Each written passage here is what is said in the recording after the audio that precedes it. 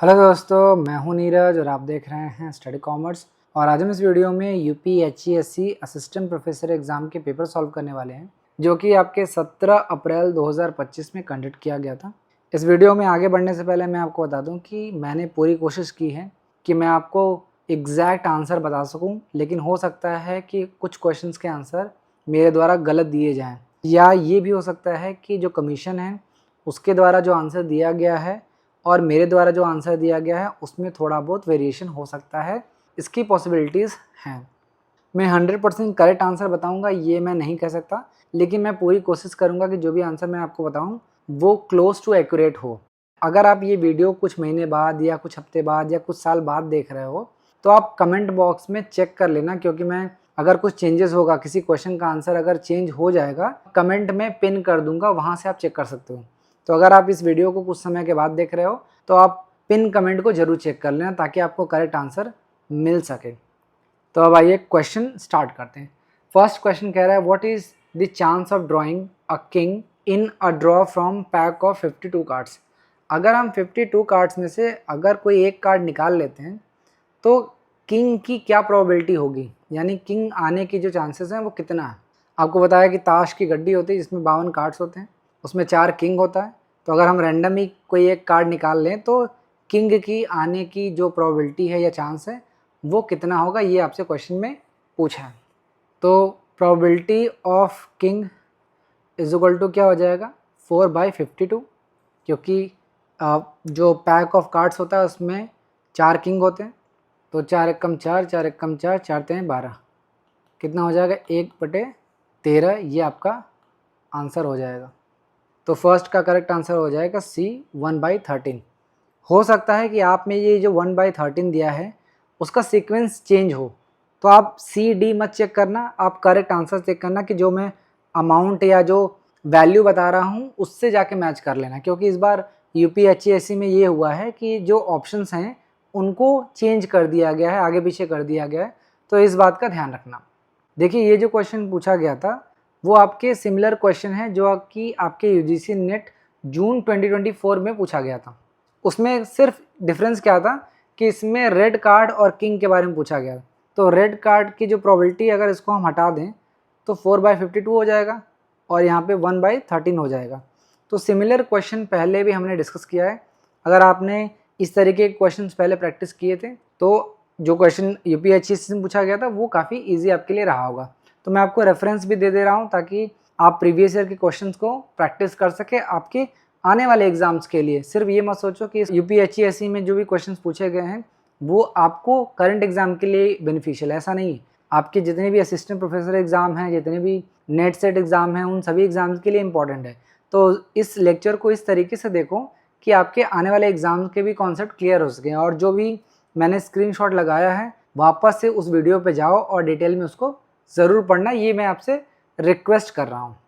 अब आइए next question देखते हैं। आपको कुछ इन्फॉर्मेशन दे रखा है, जैसे फिक्स्ड कॉस्ट है 14,000, प्रॉफिट दे रखा है 6,000, सेल्स दे रखा है 1,00,000। आपको पीवी रेशियो कैलकुलेट करना है। तो यहाँ पे पीवी रेशियो का फॉर्मूला क्या लगेगा, PV ratio is equal to fixed cost plus profit upon sales into 100। Fixed cost देखिए कितना है 14,000, प्रॉफिट कितना है 6,000 और सेल्स कितना है 1,00,000, मल्टीप्लाई बाई 100। सॉल्व कर लेंगे, 14 6 20, 20,000 डिवाइड बाई 1,00,000 मल्टीप्लाई बाई 100। 3 0 से 3 0 कट गया, 2 0 से 2 0। आपका पीवी रेशियो कितना आ गया 20%। ये आपसे पूछा था, तो सेकंड का करेक्ट आंसर हो जाएगा 20%।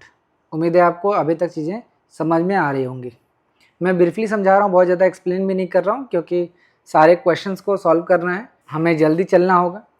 नेक्स्ट है financial leverage is measured by. Financial जो लीवरेज है उसको हम कैसे मेजर करते हैं।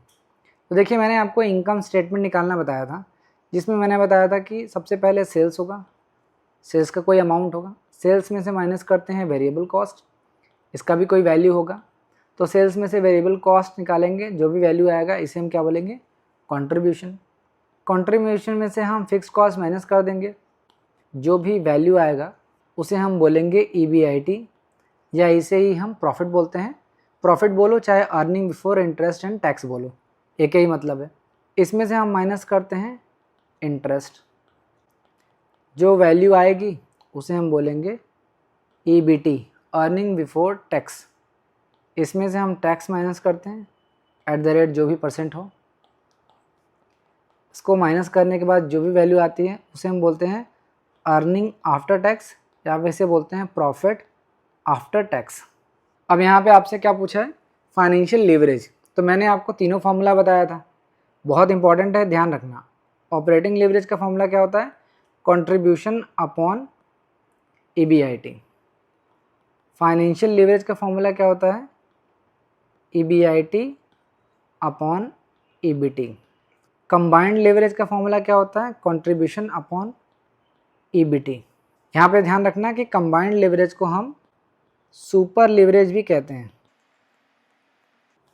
ये भी नाम याद रखना। तो यहाँ पे क्या पूछा है, फाइनेंशियल लेवरेज पूछ लिया आपसे, तो इसका फॉर्मूला क्या हो जाएगा, B EBIT अपॉन EBT।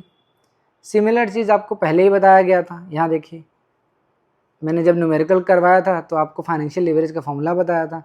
यहाँ पे मैंने ऑपरेटिंग लेवरेज का भी फॉर्मूला आपको बताया हुआ है और कंबाइंड लेवरेज का भी फॉर्मूला बताया हुआ है। ये भी एक फॉर्मूला होता है, जैसे मैंने यहाँ पे बताया ना कंट्रीब्यूशन अपॉन EBT, उसी तरीके से अगर आप ऑपरेटिंग लेवरेज और फाइनेंशियल लेवरेज को मल्टीप्लाई कर देंगे तो भी आप कंबाइंड लेवरेज कैलकुलेट कर सकते हैं। तो पहले से ही ये क्वेश्चन डिस्कस किया गया था, अगर आपने पढ़ा होगा तो आप आसानी से कर सकते हो। नेक्स्ट क्वेश्चन देखते हैं, arrange the following steps in sequence. आपको कुछ इन्फॉर्मेशन दे रखा है और आपको कह रहा है कि स्टेप्स में आपको करना है। तो बेसिकली यहाँ पे बात हो रहा है बिजनेस साइकिल की। तो बिजनेस साइकिल को आपको सीक्वेंस में करना है, तो मैं एक डायग्राम बना देता हूँ आप लोग के लिए, तब आप अच्छी तरीके से समझ सकते हो।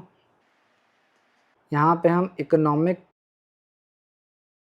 आउटपुट को रखेंगे और ये टाइम है। ये जो पॉइंट है इसको हम बोलेंगे स्लम्प। ये जो पॉइंट है इसको हम बोलते हैं रिसेशन। इस पॉइंट को हम क्या बोलते हैं, रिकवरी। और इस पॉइंट को हम क्या बोलते हैं, बूम। आपको पता है कि एक बिजनेस साइकिल से होके गुजरता है, कभी बिजनेस में उतार आता है, कभी चढ़ाव आता है। तो स्लम्प का क्या मतलब है, स्लम्प ये पहला आपका स्टेप हो जाता है। स्लम्प्स का क्या मतलब है कि शार्प डिक्लाइन। आप देखोगे इस पॉइंट से बहुत तेज़ी से डिक्लाइन हो रहा है, तो स्लम्प का क्या मतलब है, शार्प डिक्लाइन। दूसरा आता है रिसेशन। रिसेशन का क्या मतलब है कि कंटिन्यूइंग निगेटिव ग्रोथ, लगातार निगेटिव ग्रोथ होती आ रही है, तो उसे हम रिसेशन कहते हैं। तीसरा आता है रिकवरी। रिकवरी में हम क्या करते हैं, अपवर्ड स्लोप जाती है। रिकवरी का मतलब क्या है, जो इकोनॉमी है, जो बिजनेस है, वो ठीक हो रहा है। और बूम का क्या मतलब है कि पीक इकोनॉमिक परफॉर्मेंस के अंतर्गत ये बूम का सिचुएशन आता है, जहाँ पे आप एकदम पीक पे होते हैं, टॉप पे होते हो। तो ये आपका करेक्ट आंसर हो जाएगा। तो फोर्थ का करेक्ट आंसर हो जाएगा D। अब आइए नेक्स्ट क्वेश्चन देखते हैं, which of the following is a non tariff barrier to international trade. आपको बताना है कि दिए गए ऑप्शन में से कौन सा नॉन टैरिफ बैरियर का एग्जाम्पल। तो प्रोडक्ट स्टैंडर्ड जो है वो एक नॉन टैरिफ बैरियर का एग्जाम्पल है। टैरिफ बैरियर का मतलब क्या है, जहाँ पर टैक्स लगाया जाए, और नॉन टैरिफ बैरियर का मतलब क्या है, जहाँ पर टैक्स नहीं लगाया जा रहा है। टैक्स के अलावा जो भी तरीके हैं वो नॉन टैरिफ बैरियर के अंतर्गत आते हैं, जिसमें हम प्रोडक्ट स्टैंडर्ड को भी पढ़ते हैं।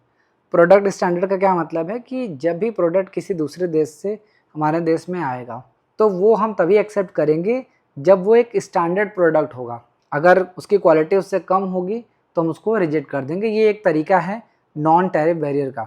तो फिफ्थ का करेक्ट आंसर हो जाएगा B प्रोडक्ट स्टैंडर्ड। यहाँ पे आप देख सकते हैं टैरिफ बैरियर्स के बारे में बताया गया है, tariff barriers and non tariff barriers.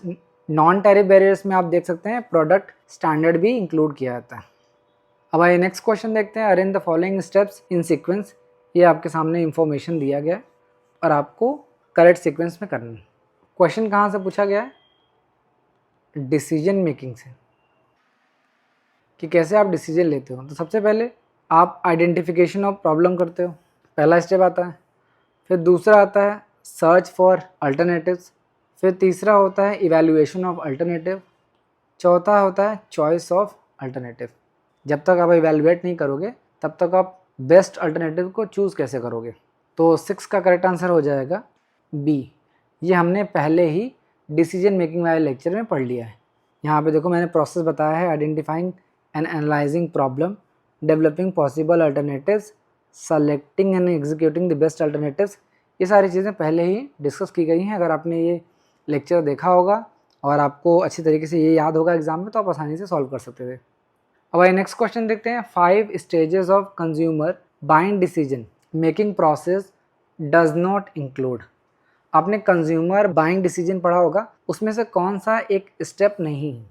तो परचेज डिसीजन होता है, इवैल्यूएशन ऑफ अल्टरनेटिव्स होता है, प्रॉब्लम रिकग्निशन या इसको हम बोलते हैं नीड, मैं लिख देता हूँ प्रॉब्लम रिकग्निशन या इसको बोलते हैं नीड रिकग्निशन, ये तीनों होता है। सोशल फैक्टर ये कंज्यूमर्स बाइंग बिहेवियर डिसीजन के अंतर्गत नहीं आता। तो 7th का करेक्ट आंसर हो जाएगा बी।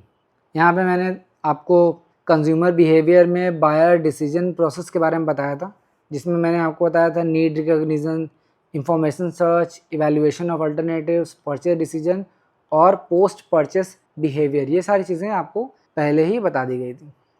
अब नेक्स्ट क्वेश्चन देखते हैं। एज पर the provision of income tax act, due date of the first instalment of advance tax. आपको बताना है कि एडवांस टैक्स की फर्स्ट इंस्टॉलमेंट कब होती है। एक शॉर्टकट याद रखना कि कभी भी जो एडवांस टैक्स का जो पेमेंट होता है वो महीने के 15वें तारीख को होता है। तो जिस भी ऑप्शन में 30 तारीख है उसको आप एलिमिनेट कर सकते हो। मैं आपको बता दे रहा हूँ कब कब किया जाता है। पहला इंस्टॉलमेंट जो होता है वो 15 जून को किया जाता है। सेकंड जो है वो 15 सितंबर को किया जाता है। तीसरा जो है वो 15 दिसंबर को किया जाता है और चौथा जो है वो 15 मार्च को किया जाता है। यहाँ पर ध्यान रखना कि हर 3 महीने के अंतर पे किया जाता है। अगर आपको एक भी महीना याद है, जैसे जून याद होना चाहिए आपको, किसी का बर्थडे हो या कोई स्पेशल डे हो जून में तो वो याद कर लो। तो हर जून से 3 महीने का आप डिफरेंस लेके 15-15 का याद कर सकते हैं। तो यहाँ पे 15 जून जो है वो फर्स्ट इंस्टॉलमेंट का होता है। तो 8th का करेक्ट आंसर हो जाएगा डी। यहाँ पे मैंने आपको दे भी दिया है कि ड्यू डेट क्या होगा पेमेंट ऑफ एडवांस टैक्स का। यहाँ पे मैंने बताया 15 जून फर्स्ट, सितंबर सेकेंड, दिसंबर थर्ड और मार्च वो 4th इंस्टॉलमेंट का डेट होता है। तो ये सारी चीज़ें ध्यान रखिएगा। नेक्स्ट है, विच of the following statement is incorrect regarding the concept of responsibility accounting. Responsibility accounting के कंसेप्ट में आपको बताना है कि दिए गए ऑप्शन में से कौन सा इनकरेक्ट स्टेटमेंट है। सारे स्टेटमेंट को पढ़ लेते हैं। It aims to improve control and efficiency of operation, ये होता है। It focuses on evaluating the performance of individual managers, ये भी होता है। It emphasises the use of historical cost data for performance evaluation, ये नहीं होता। देखिए, responsibility accounting focuses more on planned, budgeted and controllable cost, not mainly on historical cost. देखिए, जिस भी कॉस्ट को हम कंट्रोल कर सकते हैं सिर्फ उन्हीं पे फोकस करता है रिस्पॉन्सिबिलिटी अकाउंटिंग। जिस पे हम कंट्रोल कर ही नहीं सकते, अनकंट्रोलेबल कॉस्ट है, उस पे हम फोकस नहीं करते हैं अंडर रिस्पॉन्सिबिलिटी अकाउंटिंग, ये ध्यान रखना। तो हिस्टोरिकल कॉस्ट को हम कंट्रोल नहीं कर सकते, तो ये जो है रिस्पॉन्सिबिलिटी अकाउंटिंग के अंतर्गत नहीं आया। आखिरी है, it involves the identification of responsibility centres within an organisation, ये भी बिल्कुल सही है। मैंने आपको डिफरेंट रिस्पॉन्सिबिलिटी सेंटर्स के बारे में बताया था। तो 9th का करेक्ट आंसर हो जाएगा सी। यहाँ पे मैंने रिस्पॉन्सिबिलिटी अकाउंटिंग के बारे में डिटेल में पढ़ाया है, आप जाके देख सकते हैं। अब आइए नेक्स्ट क्वेश्चन देखते हैं। In moderately asymmetrical distribution the standard deviation is equal to dash of mean deviation. आपको बताना है कि अगर एसिमेट्रिकल डिस्ट्रीब्यूशन है तो स्टैंडर्ड डेविएशन कितने मीन डेविएशन के बराबर होगा। ये आपके सामने ऑप्शंस दिए गए थे। तो मैं आपको एक रिलेशनशिप पढ़ा देता हूँ, क्वार्टाइल डेविएशन, मीन डेविएशन और स्टैंडर्ड डेविएशन के बीच में। देखो, मीन डेविएशन बीच में है तो इसका मतलब है ये बीच का भाई है, मतलब दो भाइयों के बीच में मिडिल में है। क्वार्टाइल डिवीजन सबसे छोटा भाई समझ लो, और स्टैंडर्ड डिवीजन सबसे बड़ा भाई होता है। ठीक है, तो सबसे छोटा कौन है? Quartile division. सबसे बड़ा कौन है? Standard division. और बीच में है कौन है? मिडिल में है मीन डिवीजन। तो जो सबसे छोटा है उसकी वैल्यू सबसे ज़्यादा होगी। तो क्वार्टाइल डिवीजन की वैल्यू 6 है, मीन डिवीजन की वैल्यू 5 है, और स्टैंडर्ड डिवीजन की वैल्यू होती है 4। तो हमें यहाँ पे क्या बताना है? रिलेशनशिप बताना है between standard division and mean division, ये बताना है। तो पूछ रहा है स्टैंडर्ड डिवीजन कितने मीन डिवीजन के बराबर होगा? तो वो होगा 5/4 मीन डिवीजन। ठीक है, ये आपको ध्यान रखना है। इसी तरीके से आप बाकी भी कैलकुलेट कर सकते हो कि मीन डेविएशन कितने स्टैंडर्ड डेविएशन के बराबर होगा, ये सारी चीज़ें। तो 10th का करेक्ट आंसर हो जाएगा बी, 5/4। अब आइए नेक्स्ट क्वेश्चन देखते हैं। आपके सामने दो लिस्ट दे रखा है। लिस्ट 1 में मोटिवेशनल थ्योरीज दी गई हैं, और किसने दिया है? ये दिया गया है। तो थ्योरी जेड दिया है विलियम जी आउची ने, तो मैच कर लेंगे। फर्स्ट का फोर्थ, जिस भी ऑप्शन नहीं है उसको एलिमिनेट कर देंगे। इक्विटी थ्योरी दिया है जेम्स स्टेसी एडम्स ने, तो बी का सेकंड हो जाएगा। जिस भी ऑप्शन में नहीं है उसको आप एलिमिनेट कर लीजिए। टू फैक्टर थ्योरी दिया है हसबर्ग ने, और एक्सपेक्टेंसी थ्योरी दिया है व्रूम ने। यहाँ पे जो पेपर है उसमें ब्रूम लिखा है, लेकिन ये ब्रूम नहीं है, ये व्रूम है। विक्टर ब्रूम बोला जाता है इनको। तो 11th का करेक्ट आंसर हो जाएगा डी। यहाँ पे मैंने सारे थ्योरीज को पढ़ाया था। इक्विटी थ्योरी स्टेसी एडम्स ने दिया था, व्रूम्स की एक्सपेक्टेंसी थ्योरी के बारे में मैंने बताया था, विक्टर हेरोल्ड व्रूम ने दिया था 1964 में, और हसबर्ग की टू फैक्टर थ्योरी के बारे में बताया गया था, और थ्योरी जेड के बारे में भी आपको अच्छी तरीके से बताया गया था। अब आइए नेक्स्ट क्वेश्चन देखते हैं। How many members are there in managing committee of RRBs? RRB के मैनेजिंग कमेटी में कितने मेंबर्स होते हैं? तो ये एक फैक्चुअल क्वेश्चन था। अगर आपको आता था तो आपने किया होगा सही, अदरवाइज आपने एक गेस वर्क किया होगा। तो करेक्ट आंसर हो जाएगा 9, ये आपका करेक्ट आंसर हो जाएगा। यहाँ पे मैंने लिख दिया है, एक चेयरमैन होता है जो कि स्पॉन्सर्ड बैंक द्वारा अपॉइंटेड होता है, 2 यहाँ पे डायरेक्टर होते हैं जो कि सेंट्रल गवर्नमेंट द्वारा अपॉइंटेड होते हैं, एक डायरेक्टर होता है जो कि आरबीआई द्वारा नॉमिनेटेड होता है, एक डायरेक्टर जो होता है वो नॉमिनेटेड होता है बाय नाबार्ड, और 2 डायरेक्टर होते हैं जो कि स्पॉन्सर्ड बैंक द्वारा नॉमिनेटेड होते हैं, और 2 डायरेक्टर होते हैं जो कि स्टेट गवर्नमेंट द्वारा नॉमिनेटेड होते हैं। तो 2, 2, 4, 1, 5, 1, 6, 2, 8, 1, 9, टोटल 9 मेंबर्स होते हैं। अब आइए नेक्स्ट क्वेश्चन देखते हैं। The factor not affecting product mix are. ये आपके सामने ऑप्शंस दिए गए हैं कि प्रोडक्ट मिक्स को कौन सा ऐसा फैक्टर है जो अफेक्ट नहीं करता है। तो मार्केट इन्फ्लुएंस करता है, ये मार्केटिंग फैक्टर्स जो हैं वो इन्फ्लुएंस करते हैं प्रोडक्ट मिक्स को, क्योंकि मार्केटिंग फैक्टर बताता है कि how it can be sold, कैसे प्रोडक्ट जो है वो सोल्ड किया जाएगा। फाइनेंशियल फैक्टर भी इन्फ्लुएंस करते हैं, क्योंकि फाइनेंशियल फैक्टर बताते हैं कि whether it is economically viable और नॉट। प्रोडक्शन फैक्टर भी इन्फ्लुएंस करते हैं, क्योंकि प्रोडक्शन फैक्टर ये कहते हैं कि व्हाट कैन बी मेड, क्या बनाया जा सकता है जो बिके। और शेयर होल्डर्स जो हैं वो इसका पार्ट नहीं है। लास्ट के जो 3 हैं वो डायरेक्टली इन्फ्लुएंस करते हैं बिजनेस ऑपरेशन को, ठीक है, तो वो इफेक्ट करते हैं प्रोडक्ट मिक्स को। तो यहाँ पे 13 का करेक्ट आंसर हो जाएगा ए, शेयर होल्डर्स। अब ये नेक्स्ट क्वेश्चन देखते हैं। ASEAN is a trade agreement among 10 members countries of south east Asia which exclude. आपको बताना है कि आसियान में 10 मेंबर हैं, उनमें से कौन सा नहीं है। तो ब्रुनाई, लाओस, वियतनाम और इंडिया। तो ब्रुनाई, लाओस है, वियतनाम है, इंडिया मेंबर नहीं है आसियान का। तो करेक्ट आंसर हो जाएगा डी। यहाँ पे हमने आपको आसियान जब पढ़ाया था तो उसमें 10 मेंबर कंट्री का नाम आपको बताया था। Brunei, Cambodia, Indonesia, Laos, Malaysia, Philippines, Singapore, Myanmar, Thailand और वियतनाम। ये इन्फॉर्मेशन आपको पहले दिया गया था। तो अगर आपने इस लेक्चर को अच्छी तरीके से देखा होगा और नोट्स हमारे रखे होंगे तो आप आसानी से इस क्वेश्चन को कर सकते थे। अब आइए नेक्स्ट क्वेश्चन देखते हैं। Which are the following is not a component of working capital. आपको बताना है कि दिए गए ऑप्शन से कौन सा वर्किंग कैपिटल का कंपोनेंट या पार्ट नहीं। तो हमने आपको कई बार वर्किंग कैपिटल पढ़ाया है, जिसमें हमने बताया है कि working capital is equal to current asset minus current liability.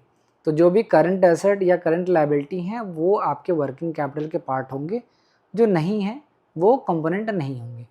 तो पेबल अकाउंट्स, रिसीवेबल्स और इन्वेंट्री जो है वो पार्ट होंगे वर्किंग कैपिटल के, कंपोनेंट हैं ये। प्लांट एंड इक्विपमेंट जो है वो आपके फिक्स एसेट्स हैं। तो ये कंपोनेंट नहीं हो सकते। तो 15th का करेक्ट आंसर हो जाएगा सी। यहाँ पे हमने कंपोनेंट्स के बारे में भी बताया है, करंट एसेट्स और करंट लायबिलिटीज़ के बारे में आपको दे दिया है, आप चाहो तो पढ़ सकते हो।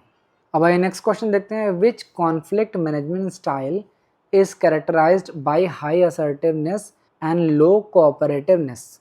आपको कॉन्फ्लिक्ट मैनेजमेंट स्टाइल से क्वेश्चन पूछा है, जिसमें आपसे कह रहा है कि आपको बताना है कि कौन सा कॉन्फ्लिक्ट मैनेजमेंट स्टाइल है। ये आपके सामने ऑप्शन दिया गया है, जिसमें हाई असर्टिवनेस होता है और लो कोऑपरेटिवनेस होता है। तो सबसे पहले जान लो कि असर्टिवनेस क्या होता है और कोऑपरेटिवनेस क्या होता है। असर्टिवनेस का मतलब है कि how much a person tries to satisfy their own concern during a conflict, यानी कि एक विवाद या कॉन्फ्लिक्ट के दौरान एक व्यक्ति अपने बारे में कितना सोचता है, यही होता है असर्टिवनेस।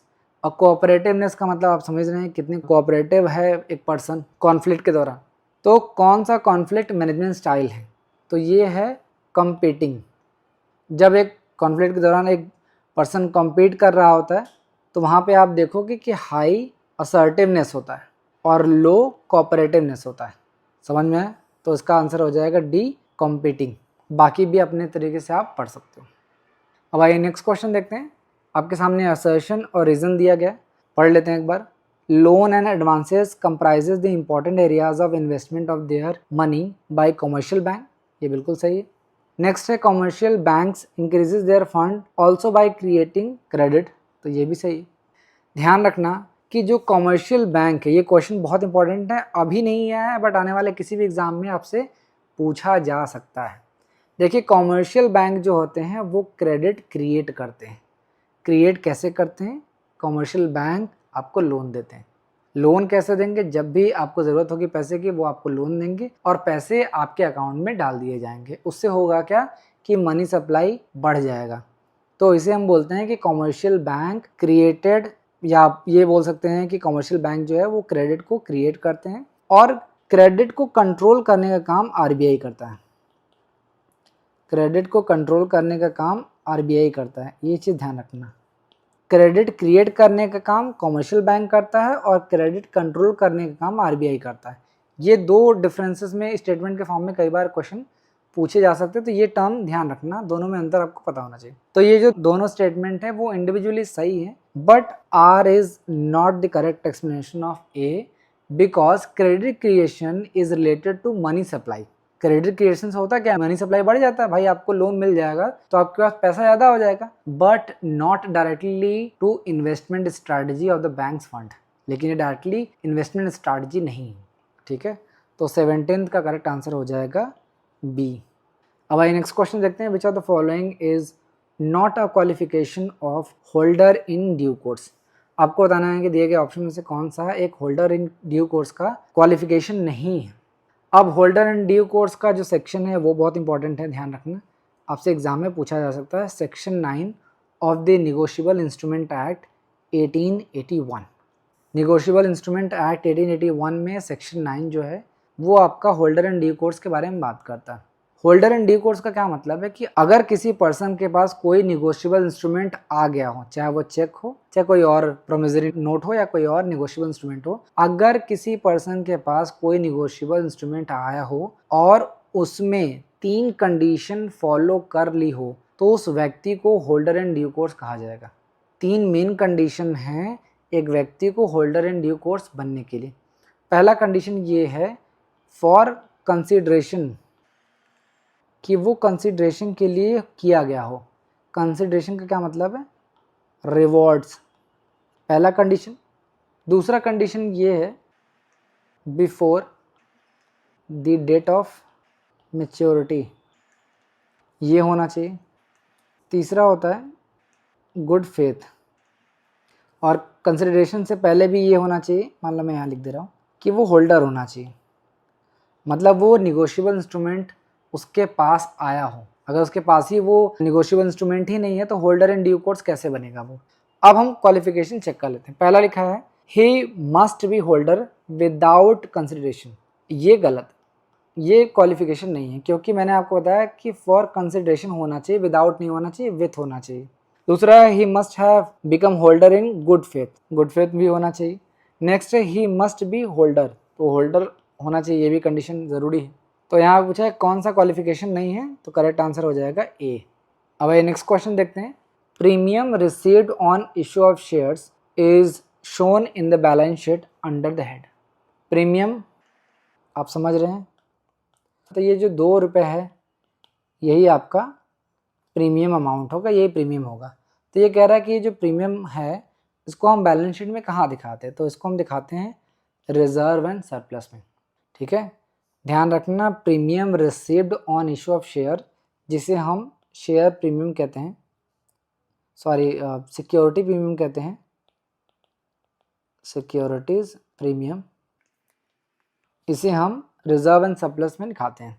तो सिक्योरिटी प्रीमियम्स क्या होता है, it is the amount which is received by a company over and above the face value of its share. ठीक है, और एक चीज़ और ध्यान रखना कि कंपनी जो बैलेंस शीट बनाती है वो बनाती है as per schedule 3 of the companies act 2013। Schedule 3 ध्यान रखना, इस शेड्यूल 3 के अकॉर्डिंग ही कंपनी बैलेंस शीट बनाती है। और ये भी ध्यान रखना कि प्रीमियम जो होता है उसे हम रिजर्व एंड सरप्लस में दिखाते हैं। यहाँ पर मैंने आपको दिखा भी दिया है कि रिजर्व एंड सरप्लस में हम सिक्योरिटी प्रीमियम में दिखाते हैं। पहले सिक्योरिटी प्रीमियम को सिक्योरिटी प्रीमियम रिजर्व कहा जाता था, बाद में अमेंडमेंट में रिजर्व को हटा दिया गया, अब इसे हम सिक्योरिटी प्रीमियम ही कहते हैं। अब आइए नेक्स्ट क्वेश्चन देखते हैं। Which of the following pricing strategy involves setting a high initial price for the product and then gradually lowering it over time. आपको बताना है ये कौन सी ऐसी प्राइसिंग स्ट्रैटेजी है जिसमें एक कंपनी अपने प्रोडक्ट का प्राइस इनिशियली तो बहुत हाई रखती है, बट धीरे धीरे जैसे समय बीतता रहता है वो अपने प्रोडक्ट का प्राइस कम करती रहती है। तो इसे बोलते हैं प्राइस स्कीमिंग। हमने प्राइस स्कीमिंग पे क्वेश्चन पहले किया हुआ है, जिसमें प्राइस स्कीमिंग या स्कीमिंग प्राइसिंग का क्या मतलब है, इनिशियली हाई प्राइस होता है। मैंने आपको एग्जांपल बताया था, जैसे आईफोन जो है वो इनिशियली ज़्यादा प्राइस में लॉन्च करता है, फिर धीरे धीरे उसका प्राइस कम कर देता है। तो ये सेम क्वेश्चन हमने पहले भी डिस्कस किया हुआ था।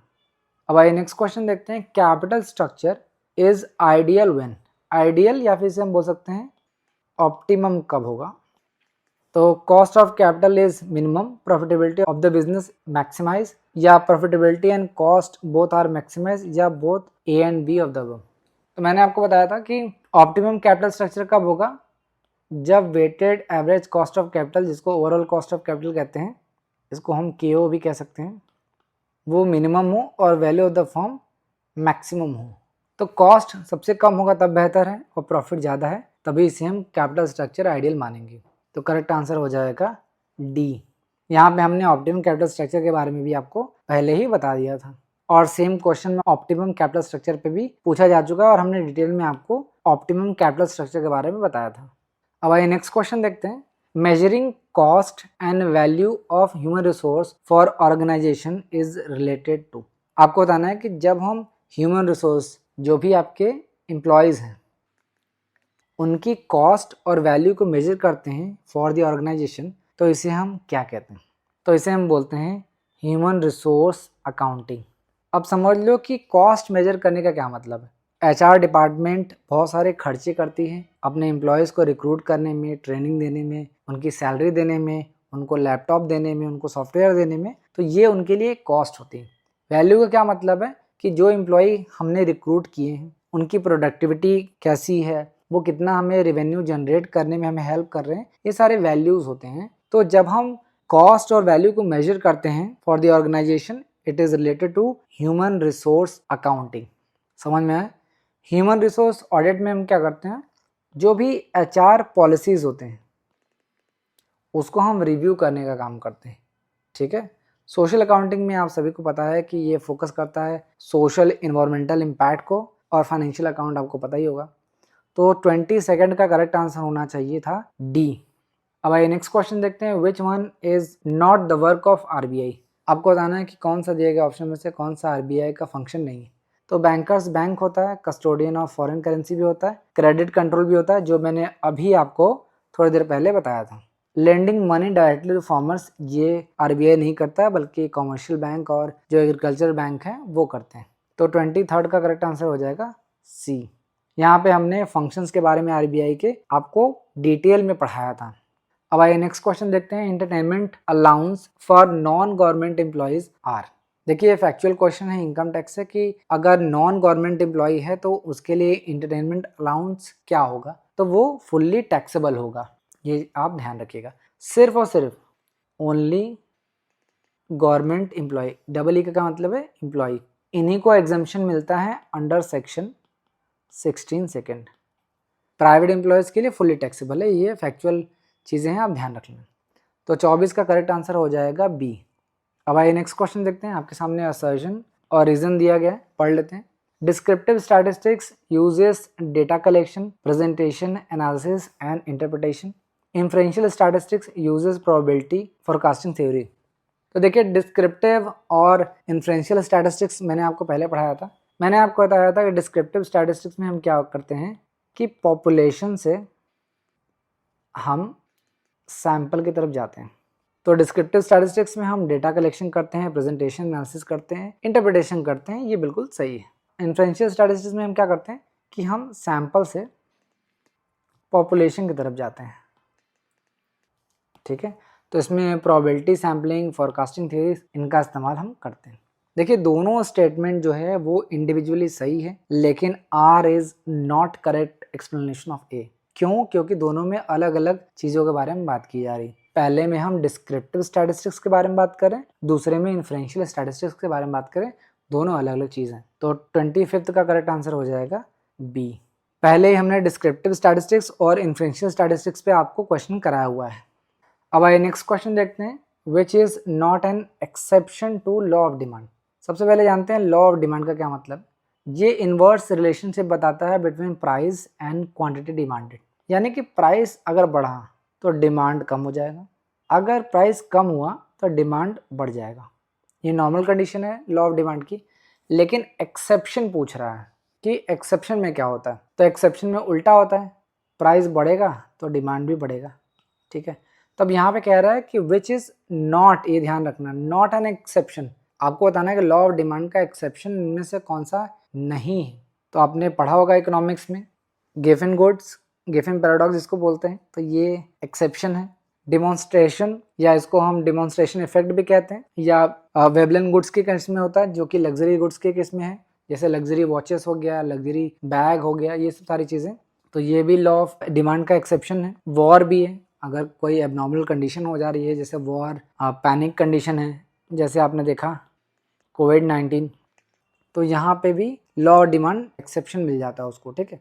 और डिमॉन्स्ट्रेशन इफेक्ट आप जानते ही हो कि जहाँ पे गुड्स जो है वो स्टेटस के लिए खरीदे जाते हैं, सिर्फ दिखावटी के लिए, दिखाना है। महंगे महंगे कार आप खरीद रहे हो। इसके अलावा नेसेसिटीज़ भी होती हैं एक्सेप्शन, जैसे बेसिक गुड्स है, अगर आप सॉल्ट है, महंगा हो जाएगा तो भी आप उतना ही खरीदोगे, सस्ता हो जाएगा तो भी उतना ही खरीदोगे, उससे कोई इम्पैक्ट नहीं पड़ने वाला। मेडिसिन वगैरह हो गया, ये सब सारी चीज़ें एग्जाम्पल। इन्फ्लेशन मेरे हिसाब से एक्सेप्शन नहीं है टू लॉ ऑफ डिमांड, तो यहाँ पे करेक्ट आंसर होना चाहिए ए, इन्फ्लेशन। यहाँ पे exceptions of law of demand के बारे में आपको पढ़ाया गया था।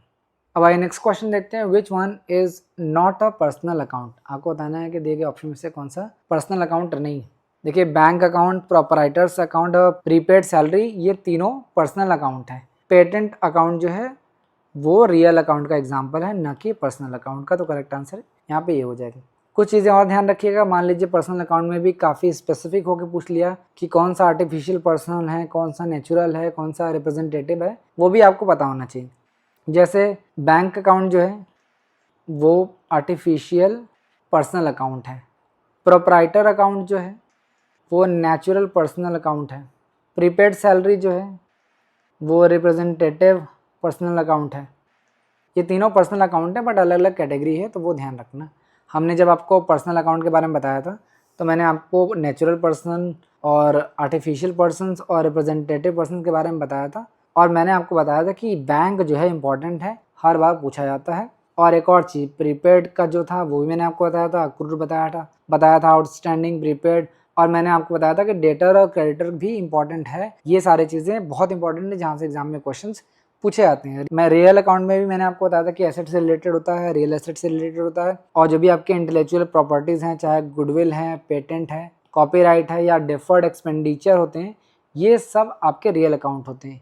ये सब मैंने आपको पहले ही पढ़ा दिया था, तो आप कितना ज़्यादा हमारे वीडियोस को देखते हो, समझते हो, वो आपके ऊपर है, बट हमने सारी चीज़ें पहले डिस्कस कर ली थी। नेक्स्ट क्वेश्चन पे आते हैं। National Rural Employment Guarantee Act was enacted in. तो ये फैक्चुअल क्वेश्चन है कि National Rural Employment Guarantee Act 2005 में आया था, तो करेक्ट आंसर हो जाएगा बी। ये एक फैक्चुअल क्वेश्चन है। अब आइए नेक्स्ट क्वेश्चन देखते हैं। The ratio of variable cost to sale is 70%। यहाँ पे कह रहा है कि जो भी सेल है, सेल्स का मान लेते हैं वैल्यू अभी एक्स है, ये कह रहा है वेरिएबल कॉस्ट जो है वो 70% है of sales. Break even point कह रहा है कि 60% है of the capacity of sales. 60% है ब्रेक इवन पॉइंट सेल्स का। फिक्स्ड कॉस्ट दे रखा है 90,000 और आपसे सेल्स की वैल्यू पूछ रहा है। तो देखो इसका ये बहुत ही कॉम्प्लिकेटेड फॉर्मूला है जो आप याद भी नहीं कर सकते। मैं आपको रेकमेंड करूंगा कि अगर इस तरीके का क्वेश्चन एग्जाम में आता है तो आप हर ऑप्शंस की वैल्यू को रख के सॉल्व करने की कोशिश करना।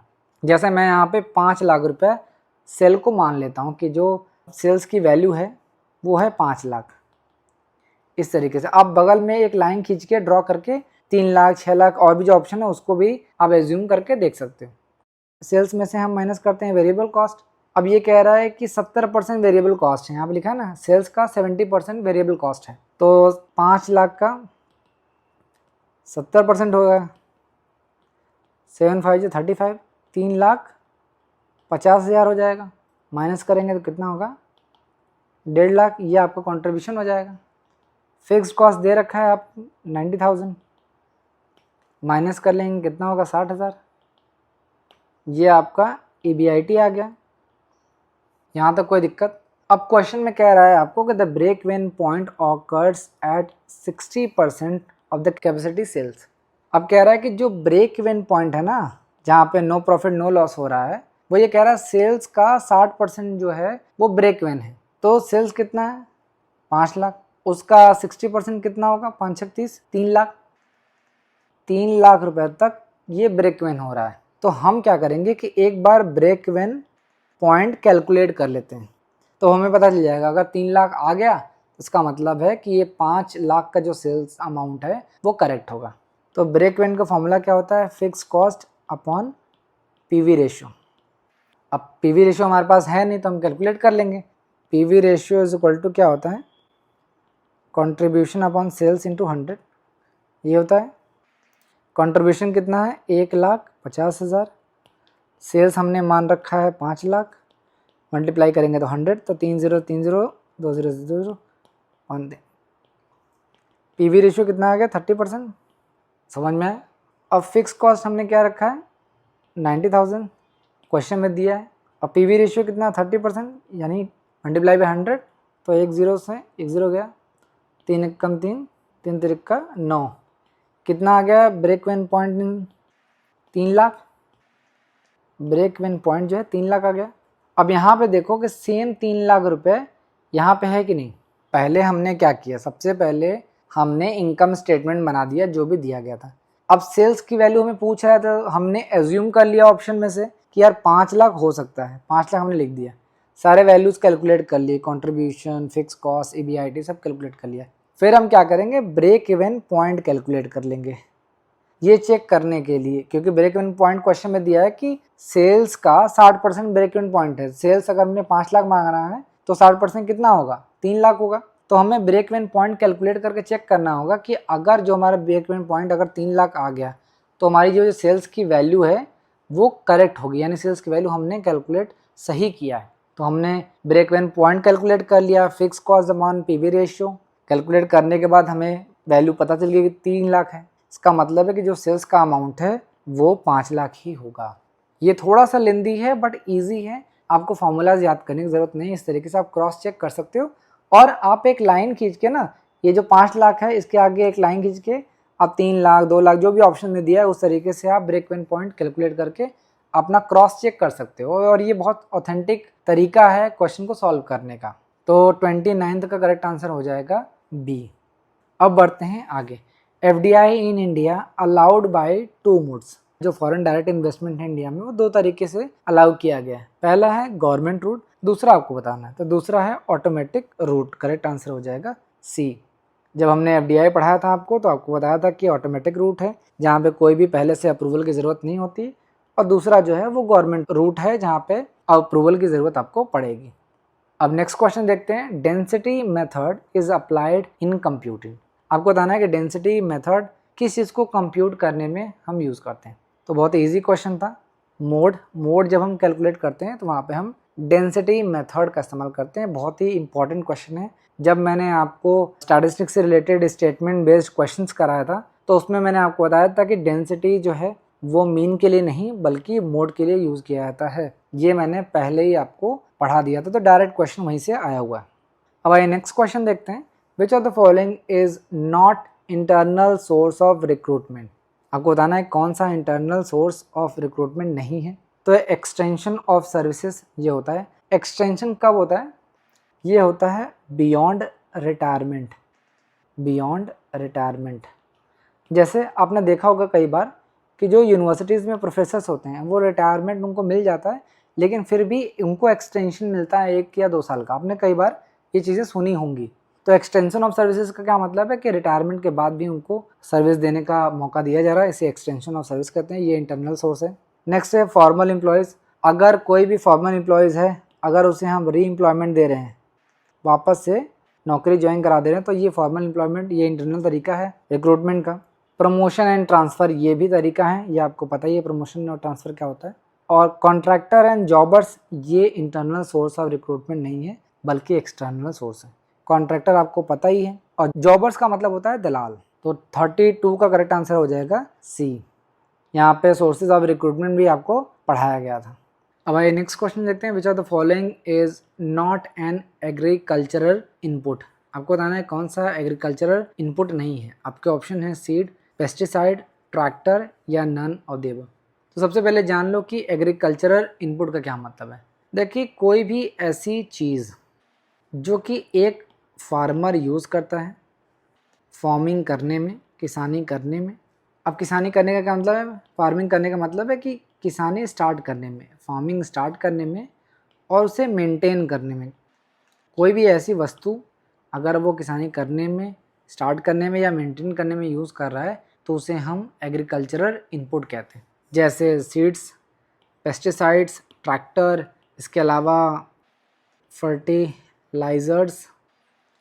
फर्टिलाइज़र्स हो सकते हैं, वाटर को इंक्लूड कर सकते हैं, लेबर या कोई भी और चीज़। तो ये सारी चीज़ें एग्रीकल्चरल इनपुट का पार्ट है। तो सारे जो ऑप्शन दिए गए हैं वो सब एग्रीकल्चरल इनपुट का पार्ट है। तो करेक्ट आंसर हो जाएगा D, none of the above. अब आइए नेक्स्ट क्वेश्चन देखते हैं, deduction in respect of contribution of Agnipath scheme is in. आपको डिडक्शन का सेक्शन बताना है जिसके अंतर्गत हम अग्निपथ स्कीम में कंट्रीब्यूशन करते हैं। तो स्कीम है 80CCJ। ये फाइनेंस एक्ट में इंट्रोड्यूस किया गया था in the income tax act 1961। ये अप्लाई किया जाता है अग्निवीर, जो भी आपके अग्निवीर हैं उनके लिए लाया गया है। ये इंडिविजुअल इनरोलमेंट है अंडर दिस स्कीम, जिसमें 100% डिडक्शन दिया जाता है। इसके अलावा भी आपको deduction under section C2 deduction 80U तक सारे डिडक्शंस आपको ब्रीफली पता होना चाहिए। अगर आप देखना चाहते हैं तो आप आई बटन पर क्लिक करके देख सकते हैं या डिस्क्रिप्शन में भी आपको उसका लिंक मिल जाएगा। तो 34 का करेक्ट आंसर हो जाएगा ए। अब आइए नेक्स्ट क्वेश्चन देखते हैं, the balance of payment of a country records. जो बैलेंस ऑफ पेमेंट होता है वो क्या रिकॉर्ड करता है? तो रिकॉर्ड करता है all economic transaction between resident of a country and rest of the world. जैसे इंडिया है, ये बाकी देशों से कितनी चीज़ें मंगा रहा है और कितना बेच रहा है, इन सभी का अगर रिकॉर्ड रखना हो तो उसे हम बैलेंस ऑफ पेमेंट कहते हैं। तो 35 का करेक्ट आंसर हो जाएगा बी। अब आइए नेक्स्ट क्वेश्चन देखते हैं, which of the following is not an assumption of central limit theorem. Central limit theorem ये हमने कई बार आपको पढ़ाया है क्वेश्चंस के थ्रू। तो पहला ऑप्शन है the population variance is known. तो ये नहीं होना चाहिए क्योंकि पॉपुलेशन वेरिएंस जो है वो ज़रूरी नहीं है पता होना। पॉपुलेशन इज़ नॉर्मली डिस्ट्रीब्यूटेड, ये 50% सही है और 50% गलत है। नेक्स्ट है सैम्पल्स आर इंडिपेंडेंट, ये बिल्कुल सही है। Sample size is sufficiently large, ये भी सही। देखिए मैंने आपको बताया था कि सेंट्रल लिमिट थ्योरम जो है वो ये कहता है कि जैसे जैसे हम सैंपल का साइज बढ़ाते हैं ये एज्यूम कर लिया जाता है कि the population is normally distributed, ये कहा जाता है। तो ये अगर हम जो बी वाला ऑप्शन है अगर उसको हम सही मानते हैं तो करेक्ट आंसर आपका ए हो जाएगा। लेकिन इस क्वेश्चन में डाउट है कि ए और बी में से क्या मानते हैं। 100% ये तो कन्फर्म है कि पॉपुलेशन वेरिएंस नोन होना ज़रूरी नहीं है। मैं यहाँ पे करेक्ट आंसर ए दे रहा हूँ। हो सकता है कि जो कमीशन है वो इस क्वेश्चन का आंसर कुछ और दे। तो क्वेश्चन नंबर 36 ध्यान रखना, मेरे हिसाब से ए आंसर होना चाहिए। यहाँ पे मैंने आपको सेंट्रल लिमिट थ्योरम के बारे में एक्सप्लेन किया था। इसके अलावा भी law of inertia of large number भी एक्सप्लेन किया गया था और लॉ ऑफ स्टैटिस्टिकल रेगुलेटरी के बारे में भी आपको बताया गया था। ये तीनों जो लॉज हैं स्टैट्स के बहुत इंपॉर्टेंट हैं, पढ़ लेना एक बार। अब आइए नेक्स्ट क्वेश्चन देखते हैं। The most suitable training method, यहाँ पे ट्रेनिंग मेथड के बारे में बात हो रही है, for developing personal problem solving ability is. आपको बताना है कि कौन सा ऐसा सबसे सुटेबल ट्रेनिंग मेथड है जो कि किसी पर्सन के प्रॉब्लम सॉल्विंग एबिलिटीज को डेवलप करता है, बेहतर करता है। आपके ऑप्शन है case study, conferences, laboratory training और रोल प्लेइंग। देखिए रोल प्लेइंग तो होगा नहीं क्योंकि ये आपके इंटरपर्सनल स्किल को डेवलप करने में हेल्प करता है, इंटरपर्सनल स्किल को डेवलप करने के लिए यूज़ किया जाता है, तो ये तो होगा नहीं। लेबोरेटरी जो ट्रेनिंग होता है वो टेक्निकल जो स्किल्स होते हैं उनके डेवलपमेंट के लिए होता है। कॉन्फ्रेंसेस जो है वो इंफॉर्मेशन के लिए है, ठीक है, शेयरिंग इन्फॉर्मेशन, ये कॉन्फ्रेंसेस में होता है। केस स्टडी जो है वो आपका प्रॉब्लम सॉल्विंग एबिलिटीज़ के लिए बेस्ट ट्रेनिंग मेथड माना जाता है। तो 37 का करेक्ट आंसर हो जाएगा ए। अब भाई नेक्स्ट क्वेश्चन देखते हैं। आपके सामने लिस्ट ए और लिस्ट बी दे रखा है, लिस्ट ए को लिस्ट बी से मैच कराना है। तो लिस्ट ए में है यूनिवर्स, यूनिवर्स को हम बोलते हैं पॉपुलेशन। डेटा एक तरीके का इंफॉर्मेशन होता है, मीन को हम एवरेज बोलते हैं, और मोड जो है वो मैक्सिमम जो फ्रिक्वेंसी होता है या जिसको हम बोलते हैं मोस्ट रिपीटेड, वही आपका मोड होता है। तो मैच कर लेंगे, 38 का करेक्ट आंसर हो जाएगा सी। यहाँ पे मैंने आपको जब सैम्पलिंग टेक्निक पढ़ाया था तो उसमें मैंने आपको पॉपुलेशन पढ़ाया था और उसमें मैंने आपको बताया था कि पॉपुलेशन को ही हम यूनिवर्स कहते हैं। सारी चीज़ें आपको पहले ही पढ़ाई गई थी। अब आइए नेक्स्ट क्वेश्चन देखते हैं। Who developed the technique of transactional analysis, short में इसको हम TA कहते हैं, ट्रांजैक्शनल एनालिसिस। ट्रांजैक्शन का मतलब क्या है, जब एक पर्सन किसी दूसरे पर्सन से बात करता है, कम्युनिकेट करता है, ट्रांजैक्शन इसी को कहा जाता है। तो आपको बताना है कि ट्रांजैक्शन एनालिसिस किसने दिया है। तो ट्रांजैक्शन एनालिसिस दिया है एरिक बर्न ने, ये बर्नी नहीं है, बर्न है, BERNE, एरिक बर्न। यहाँ पे मैंने आपको पढ़ाया था कि ट्रांजैक्शनल एनालिसिस जो है वो एरिक बर्न ने दिया था और ये जो एलिमेंट्स हैं इसको भी हमने एक्सप्लेन किया था आपको। तो अगर आपने ये वीडियो नहीं देखा है तो अभी भी जाके देख सकते हो, आने वाले एग्जाम के लिए बहुत इंपॉर्टेंट क्वेश्चन है। अब आइए क्वेश्चन देखते हैं। Which is not characteristics of break even point. आपको बताना है कि कौन सा ब्रेक इवन पॉइंट का कैरेक्टरिस्टिक्स नहीं। ब्रेक इवन पॉइंट का मतलब आपको पता है कि ऐसा पॉइंट जहाँ पे ना तो कंपनी को प्रॉफिट हो रहा है ना तो लॉस हो रहा है। मैं आपको एक शॉर्टकट बता दे रहा हूँ जिससे आप आसानी से जब भी किसी भी तरीके के कैरेक्टरिस्टिक्स पूछे ब्रेक इवन पॉइंट का तो आप सॉल्व कर सकते हैं। देखिए ब्रेक इवन पॉइंट कब होगा, at break even point. Break even point पे आपका जो रेवेन्यू है वो बराबर होगा कॉस्ट के, कंट्रीब्यूशन जो है वो बराबर होगा फिक्स्ड कॉस्ट के, और प्रॉफिट जो है वो बराबर होगा 0। ये तीन चीज़ अगर आपने ध्यान रखा है शॉर्टकट तो आपको कोई भी प्रॉब्लम नहीं होगी। ध्यान दो, सिर्फ आंसर का चक्कर मत पड़ो, नहीं तो कभी भी कोई भी एग्ज़ाम क्रैक नहीं कर पाओगे। सिर्फ एक्सप्लेनेशन पे ध्यान दो। ब्रेक इवन पॉइंट पे क्या होगा, रेवेन्यू कॉस्ट के बराबर होगा, कंट्रीब्यूशन फिक्स्ड कॉस्ट के बराबर होगा और प्रॉफिट 0 होगा, तभी ब्रेक इवन पॉइंट होगा। अब मैं एक एग्जांपल से तुम्हें समझाता हूँ। हमने इनकम स्टेटमेंट बनाया हुआ है, मान लेते हैं सेल्स जो है वो 1.5 लाख है, माइनस इसमें से क्या करते हैं वेरिएबल कॉस्ट। वेरिएबल कॉस्ट मान लेते हैं 1 लाख रुपए, कितना हो गया 50,000। 50,000 क्या हो गया कंट्रीब्यूशन। कंट्रीब्यूशन में से माइनस क्या करते हैं हम फिक्स्ड कॉस्ट। फिक्स्ड कॉस्ट मान लेते हैं हम 50,000 है, कितना हो जाएगा 0।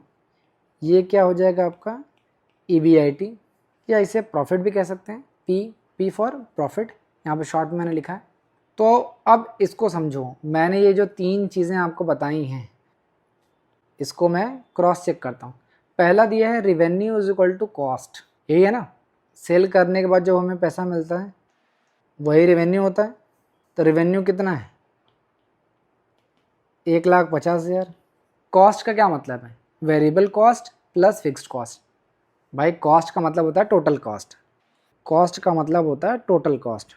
टोटल कॉस्ट का मतलब क्या होता है, variable cost plus fixed cost. Variable cost कितना है, 1,00,000 रुपये। फिक्स्ड कॉस्ट कितना है, 50,000। जोड़ देंगे कि कितना आएगा, 1,50,000। तो पहला क्लियर हो गया, revenue is equal to cost. Contribution is equal to fixed cost. Contribution देख लो कितना है, 50,000। फिक्स्ड कॉस्ट कितना है, 50,000। Profit is equal to 0। Profit कितना है यहाँ पे, 0। समझ में आया। देखो मैं थोड़ा टाइम ले रहा हूँ बट मैं चाहता हूँ कि आपको चीज़ें समझ में आए। सिर्फ मैं आंसर आपको बता के चला जाऊँ कोई मतलब नहीं है इस चीज़ का। तो मैं आराम से पढ़ा रहा हूँ, आप आराम से पढ़ो। कोई भी डाउट हो आप कमेंट बॉक्स में मुझसे पूछो, मैं आपको बताने के लिए यहाँ बैठा हूँ। तो अब हम एक बार क्रॉस चेक कर लेते हैं ऑप्शन को। देखिए नो लॉस नो प्रॉफिट, तो ब्रेक इवन पॉइंट क्या होता है, नो प्रॉफिट नो लॉस होता है। Contribution is equal to fixed cost, contribution is equal to fixed cost. देखो तो ये सही है। Contribution is less than fixed cost, ये नहीं होता है। Contribution is equal to fixed cost, ये हमने आपको बताया सही है। और total revenue is equal to total cost, total revenue is equal to total cost. यहाँ पे देखो पहला वाला total revenue is equal to total cost, तो ये भी सही है।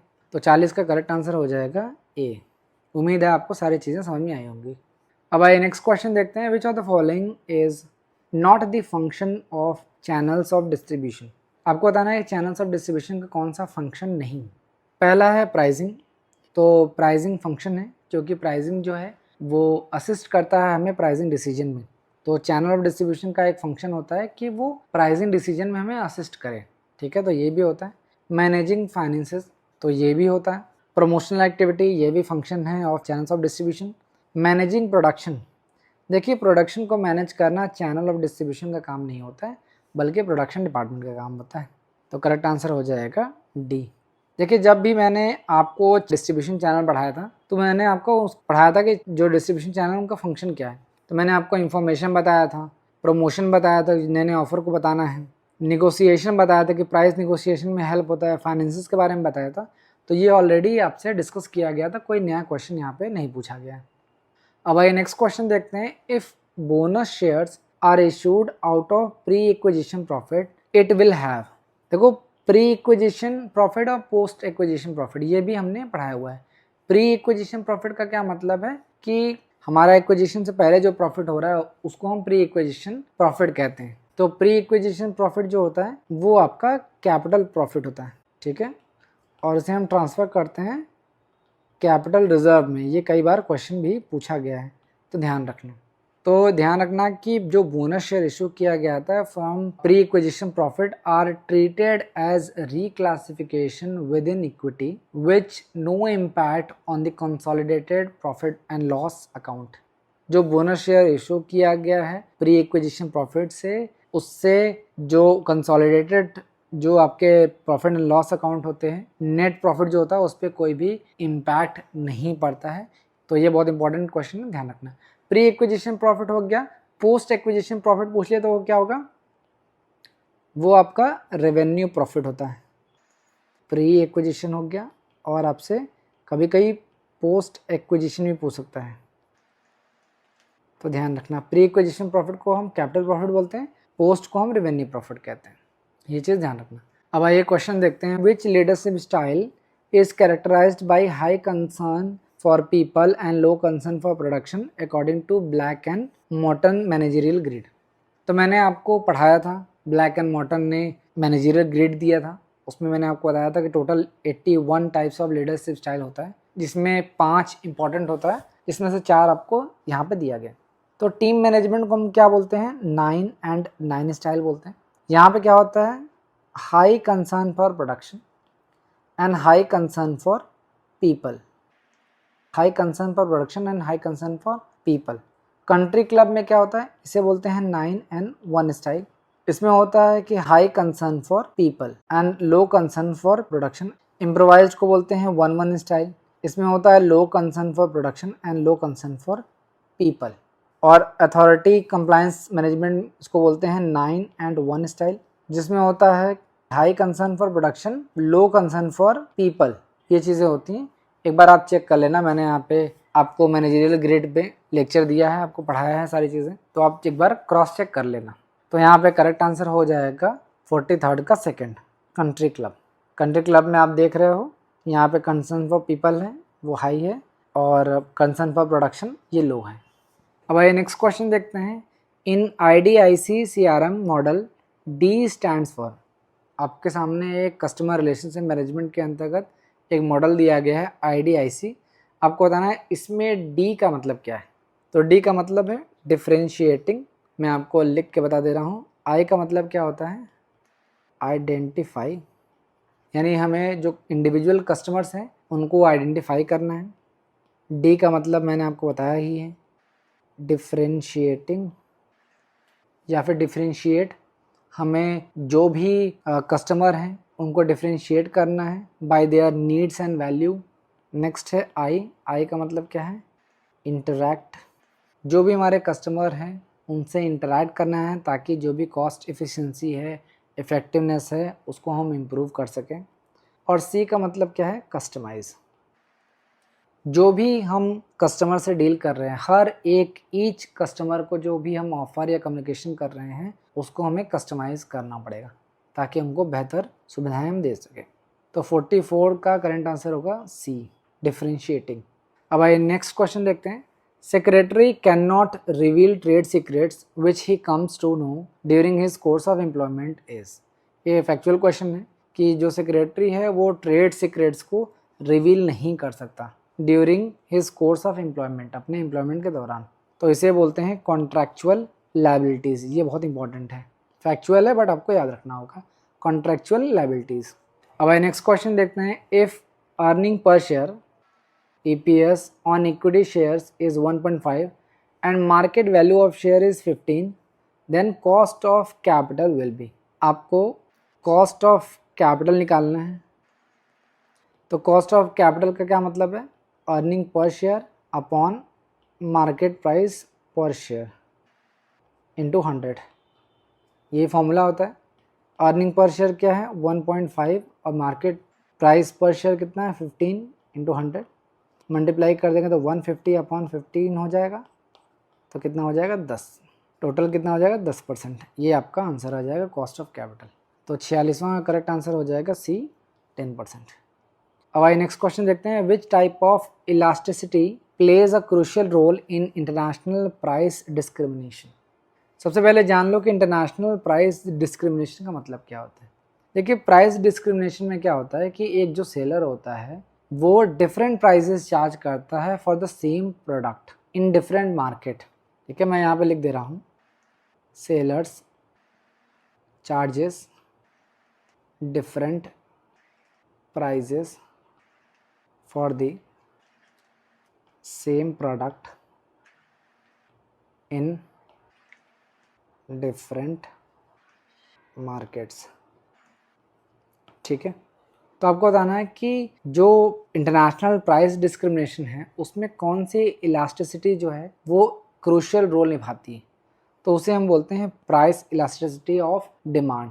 इसमें होता क्या है कि जो सेलर होता है वो ध्यान रखता है कि किस मार्केट में जो इलास्टिसिटी है वो ज़्यादा इलास्टिक है या इनइलास्टिक है। मान लेते हैं कि किसी मार्केट में, मार्केट ए मान लेते हैं, इसमें जो प्राइस इलास्टिसिटी है वो इलास्टिक है, तो वो क्या करेगा कि अपने प्रोडक्ट का प्राइस जो है वो कम कर देगा क्योंकि प्राइस सेंसिटिव है, उसे पता है। और अगर मान लीजिए किसी जो मार्केट है वहाँ इनइलास्टिक है डिमांड, तो वहाँ पे वो हायर प्राइस चार्ज कर सकता है। समझ में आया आपको? ये बेहतर आपको इशिता मैम पढ़ा सकती हैं, अगर आप उनसे रिक्वेस्ट करोगे तो वो किसी वीडियो में इस क्वेश्चन को इम्प्लीमेंट करके अच्छी तरीके से आपको समझा देंगे। फिलहाल 47 का करेक्ट आंसर होना चाहिए डी। अब आइए नेक्स्ट क्वेश्चन देखते हैं। Market penetration pricing is. आपको बताना है कि मार्केट पेनिट्रेशन प्राइसिंग कब होती है। तो देखिए मार्केट पेनिट्रेशन प्राइसिंग का क्या मतलब है कि जब आप मार्केट में एंटर करना चाहते हो किसी मार्केट में, जैसे मान लीजिए कि इंडिया अभी अफ़गानिस्तान में कोई गुड्स जो है वो नहीं बेच रहा है और वो उस मार्केट में एंटर करना चाहता है अफ़गानिस्तान में, तो जाहिर सी बात है उसे शुरुआत में अपने प्रोडक्ट की जो प्राइस है वो कम रखनी पड़ेगी। तो 48 का करेक्ट आंसर हो जाएगा ए, इनिशियल लो प्राइस, शुरुआत में उसे कम प्राइस चार्ज करना पड़ेगा। सेम क्वेश्चन हमने पहले डिस्कस किया था जिसमें आपको पेनिट्रेशन प्राइसिंग के बारे में बताना था कि वो इनिशियली लो प्राइस होता है, और मैंने आपको बताया था कि हमारे इंडिया में जियो जो है वो इस स्ट्रैटेजी का इस्तेमाल करके इंटर किया था मार्केट में, और इनिशियली उसने सारी चीज़ें फ्री में आपको प्रोवाइड की, और अब धीरे धीरे आपसे ज़्यादा चार्ज किया जा रहा है क्योंकि मार्केट शेयर अब उसका बढ़ चुका है। इस तरीके से हमने कई तरीके के जो क्वेश्चन है वो डिस्कस किए थे, जो पेनिट्रेशन प्राइसिंग का ऑब्जेक्टिव है वो भी डिस्कस किया था, और यहाँ पे भी मैंने आपको पेनिट्रेशन प्राइसिंग के बारे में सारी चीज़ें एक्सप्लेन की थी। अब आइए नेक्स्ट क्वेश्चन देखते हैं। Advertising objective does not include, आपको बताना है कि कौन सा एडवर्टाइजिंग का ऑब्जेक्टिव नहीं है। तो चेंजिंग एटीट्यूड्स ये एडवर्टाइजिंग ऑब्जेक्टिव है। जैसे आपने सुना होगा कि tobacco kills, smoking is injurious to health, जब आप मूवी देखने जाते हो तो इस तरीके के आपको ऐड दिखाए जाते हैं, तो ये इसीलिए दिखाए जाते हैं ताकि आपका एटीट्यूड जो है वो अल्कोहल या स्मोकिंग या इस तरीके की चीज़ों से दूर हट के आपका एटीट्यूड चेंज हो। नेक्स्ट है डेवलपिंग अवेयरनेस, अगर कोई नया प्रोडक्ट मार्केट में आ रहा है तो उसके बारे में आपको अवेयरनेस होनी चाहिए। जैसे आईफोन 17 आया तो जब तक उसका ऐड नहीं आएगा तब तो आपको पता नहीं चलेगा, या किसी कंपनी का कार, जैसे आपने देखा कि महिंद्रा का इलेक्ट्रॉनिक व्हीकल आया, ईवी आया, तो आपको उस ऐड के थ्रू अवेयरनेस हुई कि अब महिंद्रा भी ईवी बना रही है, तो इसके लिए भी किया जाता है एडवर्टीजमेंट। नेक्स्ट है इन्फॉर्मिंग कंज्यूमर्स, जैसे जो भी प्रोडक्ट या सर्विसेज के जो बेनिफिट्स होते हैं उनको भी बताने के लिए एडवर्टीजमेंट का इस्तेमाल किया जाता है। जैसे आपने देखा होगा इंश्योरेंस प्लान, इसके बारे में आपको बताया जाता है, इसके बेनिफिट के बारे में बताया जाता है, या आपने LIC के बारे में देखा होगा ऐड, तो ये सब सारे ऑब्जेक्टिव हैं। मार्केटिंग इंटरटेनमेंट ये ऑब्जेक्टिव नहीं होता है, ये एडवर्टीजमेंट का ऑब्जेक्टिव नहीं होता है, और यही करेक्ट आंसर है। तो 49 का करेक्ट आंसर हो जाएगा ए। फिर से आपके सामने दो लिस्ट दे रखा है, लिस्ट ए को लिस्ट 2 से मैच करना है तो मैच करा लेते हैं। प्लानिंग का क्या मतलब है? Planning and decision making. Organising का क्या मतलब है?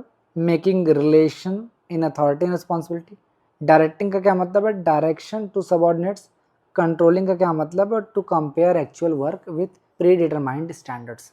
तो 50 का करेक्ट आंसर हो जाएगा बी। नेक्स्ट क्वेश्चन देखते हैं। Window dressing is prohibited due to, तो 51 का करेक्ट आंसर हो जाएगा बी, कन्वेंशन ऑफ डिस्क्लोजर। ये सेम क्वेश्चन आपके UPHESC असिस्टेंट प्रोफेसर एग्जाम 2018 में पूछा गया था, सेम क्वेश्चन यहाँ भी पूछा गया, और अच्छे से इसका एक्सप्लेनेशन भी आपको प्रोवाइड किया गया है। तो अगर आप डिटेल में एक्सप्लेनेशन देखना चाहते हैं तो वहाँ जाके आप देख सकते हैं। नेक्स्ट आते हैं क्वेश्चन पे। आपके सामने असर्शन और रीजन दिया गया है, पढ़ लेते हैं एक बार। Vouching is examination of evidence which is in support of transaction, तो बिल्कुल सही है। Verification is used comparatively in very limited sense, तो ये भी बिल्कुल सही है। देखिए वाउचिंग क्या होता है, पहले मैं आपको बता दूं, वाउचिंग को बोलते हैं बैकबोन ऑफ ऑडिटिंग, यही होता है। इसमें हम एविडेंस को एग्जामिन करते हैं, जो भी हमने यूज़ किया है। जैसे आपने देखा होगा कि बिल्स को हम चेक करते हैं, जो भी बिल्स हैं या फिर इनवॉइसेस हैं या जो भी रिसीट्स हैं, आपने देखा होगा एक्सेट्रा, इनको हम चेक करते हैं कि जो इन्फॉर्मेशन हमें दी गई वो सही है या नहीं है, इसे हम वाउचिंग बोलते हैं। ये बिल्कुल सही है। और वाउचिंग का स्टैंडर्ड क्या है? SA 500, जैसे AS होता है ना अकाउंटिंग स्टैंडर्ड, इसी तरीके से उसको उल्टा कर दे, SA 500। जैसे अकाउंटिंग स्टैंडर्ड 3 आपने पढ़ा होगा, अकाउंटिंग स्टैंडर्ड 12 पढ़ा होगा, AS 12 जो इनकम टैक्स से रिलेटेड है, उसी तरीके से SA का क्या मतलब होता है? Standards on auditing. मैं यहाँ लिख देता हूँ, SA का क्या मतलब है?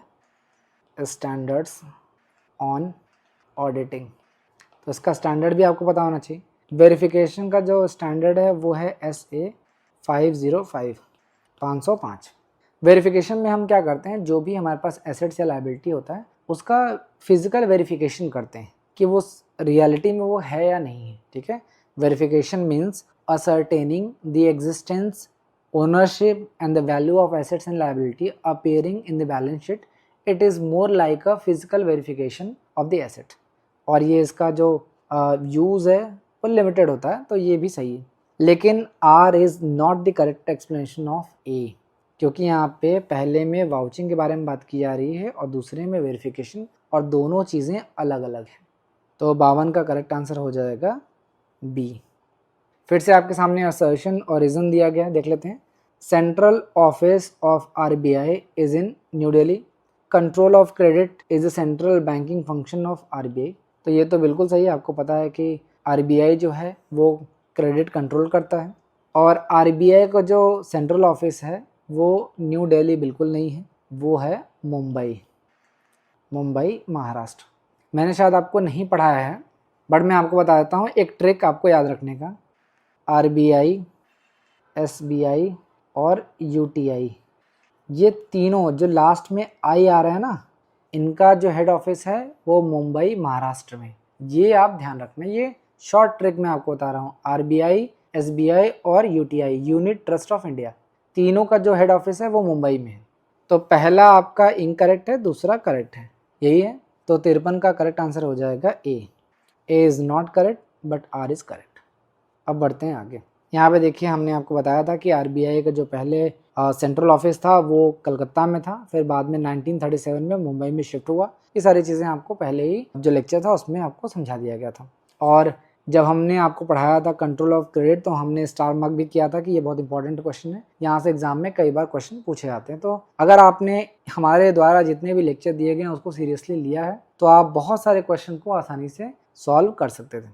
अब आइए नेक्स्ट क्वेश्चन देखते हैं। Karl Pearson method was propounded in. देखिए, कार्ल पियर्सन ने कोरिलेशन कोएफिशिएंट दिया था 19th सेंचुरी में, ठीक है। बेसिकली इनका जो एक साइंटिफिक पेपर था, मैं उसका नाम लिख दे रहा हूँ। एक पेपर इन्होंने पब्लिश किया था जिसका नाम था mathematical contribution to the theory of evolution. Scientific paper का क्या नाम था? Mathematical contribution to the theory of evolution. ये पब्लिश किया गया था बिटवीन 1894 टू 1901। तो यहाँ पे दो आंसर सही हो सकता है, 1896 भी सही हो सकता है और 1900 भी लगभग सही हो सकता है। तो ये बहुत ही डाउट वाला क्वेश्चन है। इसका आंसर मैं अभी आपको कोई नहीं बता रहा हूँ, बट मेरे हिसाब से सी हो सकता है। मे बी कमीशन कुछ और आंसर दे दे, बट इसका कोई ऑथेंटिक इन्फॉर्मेशन मेरे पास नहीं है। लेकिन मुझे अगर ये आंसर करना हो तो मैं 1890 ही लगाऊंगा, क्योंकि जब भी मैंने आपको कोरिलेशन पढ़ाया तो मैंने आपको बताया कि 1896 कार्ल पियर्सन ने कोरिलेशन टेक्निक का इस्तेमाल किया था। तो क्लोज जो है वो 1896 तो दिया नहीं गया है, लेकिन क्लोज है। मे बी इसका आंसर ये लोग बी दे दें या सी दे दें या इवन डी भी दे सकते हैं या ए भी दे सकते हैं, मुझे पता नहीं कमीशन क्या आंसर देगा। बट 54 का जो आंसर है वो थोड़ा कॉम्प्लिकेटेड है, तो मैं कोई आपको एक डेफिनेट आंसर नहीं बताना चाहूँगा यहाँ पर।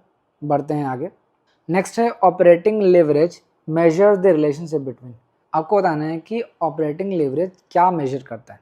देखिए, मैंने ऑपरेटिंग लेवरेज, फाइनेंशियल लेवरेज और कंबाइंड लेवरेज आपको बताया है। एक बार मैं आपको रिलेशनशिप भी आसानी से बता देता हूँ। देखिए, जो ऑपरेटिंग लेवरेज है वो मेजर करता है सेल्स रेवेन्यू एंड ईबीआईटी को। ये नोट कर लेना, कहीं एग्जाम में दोबारा से पूछ लिया तो दिक्कत हो जाएगा। नेक्स्ट है financial leverage. Financial leverage measure करता है relationship between EBIT and EBT. अब यहाँ पे ऑपरेटिंग लेवरेज पूछा है तो डिटेल में पढ़ लेते हैं। आपने फॉर्मूला देखा होगा, degree of operating leverage is equal to होता है percentage change in EBIT upon percentage change in sales. यानी सेल्स में चेंज होने से आपके प्रॉफिट में कितना चेंज आता है, यही आपका डिग्री ऑफ ऑपरेटिंग लेवरेज बताता है। यानी सेल्स रेवेन्यू और ईबीआईटी के बीच में जो रिलेशन होता है वही आपका ऑपरेटिंग लेवरेज बताता है। तो 55 का करेक्ट आंसर हो जाएगा B, sales revenue and EBIT. उम्मीद है आपको चीज़ें समझ में आ रही होंगी। अब आइए नेक्स्ट क्वेश्चन देखते हैं। Arrange the following steps in sequence. UTI mutual fund, UTI SBI mutual fund और फ्रैंकलिन टेम्पटन एसेट मैनेजमेंट इंडिया। तो देख लेते हैं। सबसे पहले यूटीआई जो है आया था 1963 में। ये हमारे इंडिया का फर्स्ट म्यूचुअल फंड था, ठीक है। तो 1963 में ये आया था। SBI म्यूचुअल फंड आया था 1987 में।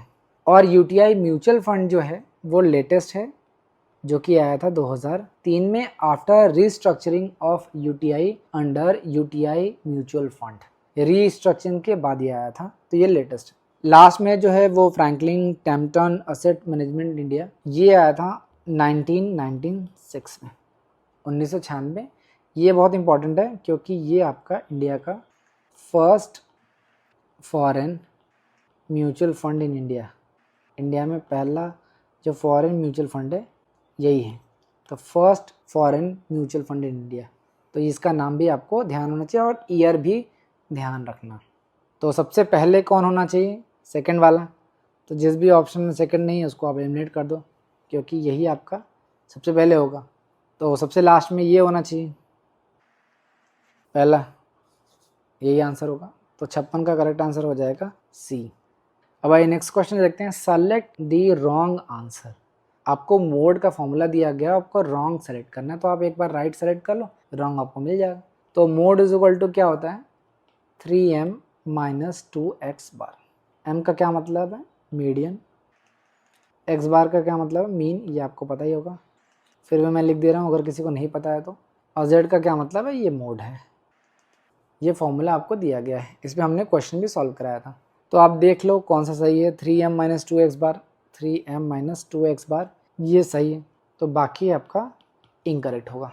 तो 57 का करेक्ट आंसर हो जाएगा ए, क्योंकि इनकरेक्ट पूछा है। यहाँ पे देखिए, हमने जब आपको मोड पढ़ाया था तो हमने ये फॉर्मूला भी आपको बताया था और एक क्वेश्चन भी लगा के आपको बताया था किस तरीके से इस फॉर्मूला को आप इम्प्लीमेंट कर सकते हो।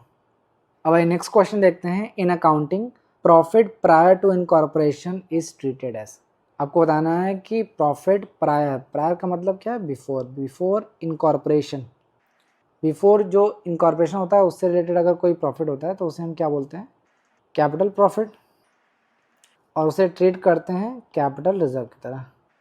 ये हमने अभी आपको बताया। तो करेक्ट आंसर हो जाएगा डी।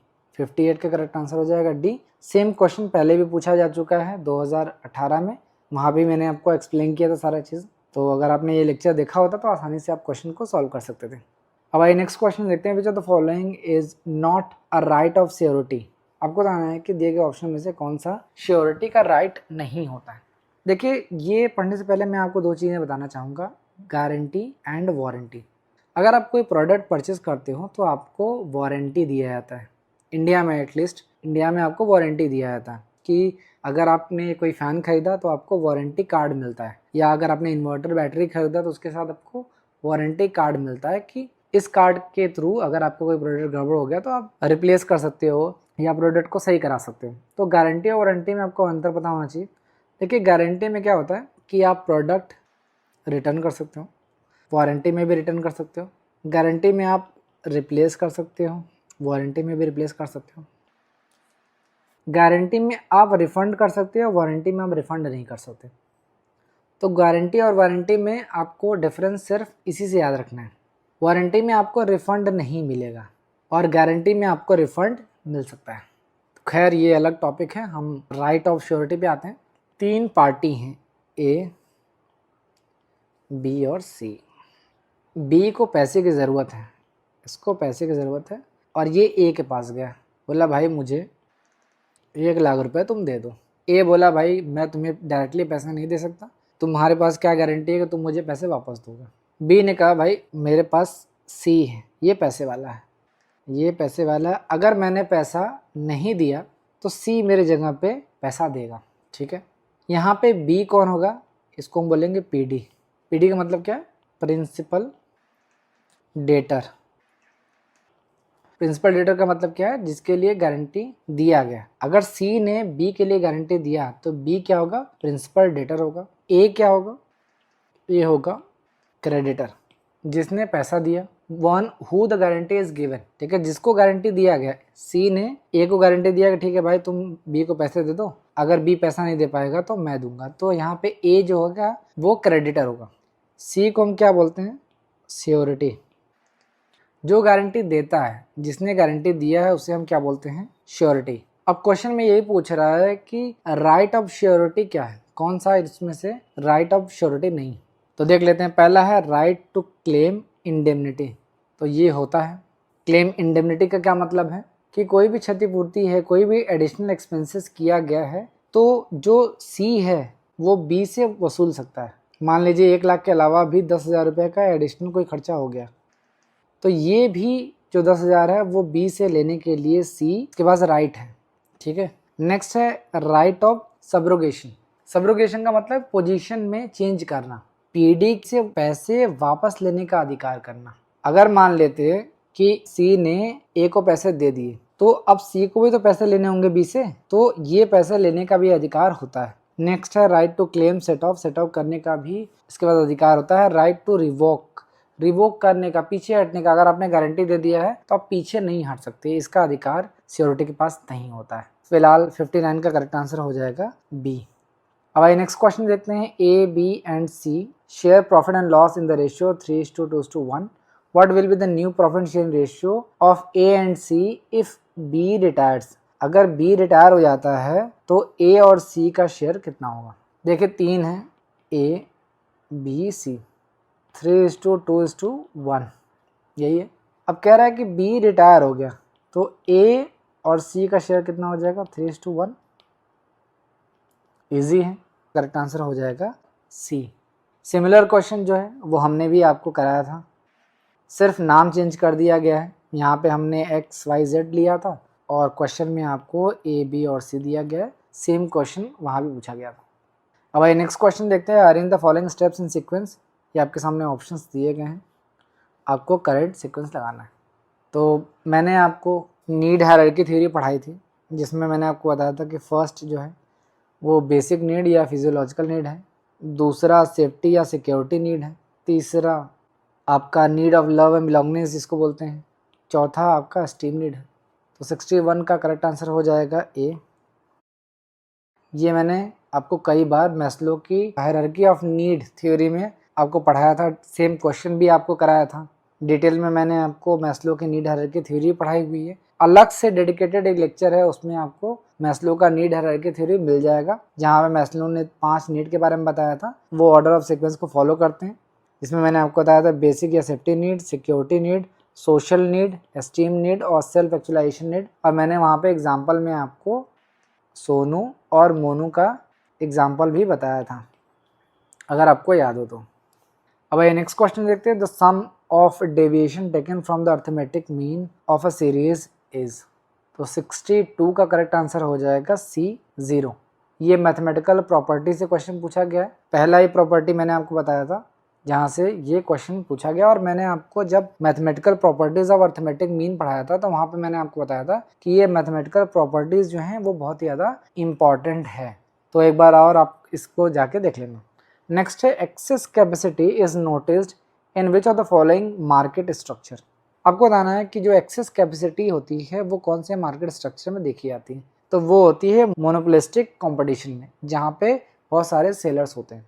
यहाँ पे देखिए एक्सेस कैपेसिटी का क्या मतलब होता है कि जितनी कैपेसिटी एक फर्म की होती है, एक बिजनेस की होती है, वो उतना प्रोड्यूस नहीं करता है तो एक्सेस कैपेसिटी हो जाती है। ठीक है, ये पाया जाता है मोनोपोलिस्टिक कंपटीशन में। ये जो बिजनेसेस हैं वो सिमिलर प्रोडक्ट्स सेल करते हैं लेकिन एग्जैक्ट सिमिलर नहीं होते हैं, सेम नहीं होते, बल्कि हेट्रोजीनस या फिर डिफरेंशिएटेड प्रोडक्ट होते हैं। तो 63 का करेक्ट आंसर हो जाएगा बी। यहाँ पे मोनोपोलिस्टिक कंपटीशन के बारे में भी आपको डिटेल में बताया गया था। अब आइए नेक्स्ट क्वेश्चन देखते हैं। एज पर service quality model which of the following is not a determinant of service quality. आपको सर्विस क्वालिटी मॉडल भी पढ़ाया गया था जिसमें आपको बताना है कि कौन सा डिटर्मिनेंट नहीं है ऑफ सर्विस क्वालिटी। तो रिस्पॉन्सिवनेस है, एम्पैथी है, टेंजिबल है, कन्फॉर्मेंस क्वालिटी नहीं होती है। तो करेक्ट आंसर हो जाएगा सी। यहाँ पे हमने डिटर्मिनेंट्स ऑफ सर्विस क्वालिटी के बारे में डिटेल में आपको समझाया था। तो यहाँ पे रिस्पॉन्सिवनेस है, एश्योरेंस है, एम्पैथी है, टेंजिबल है।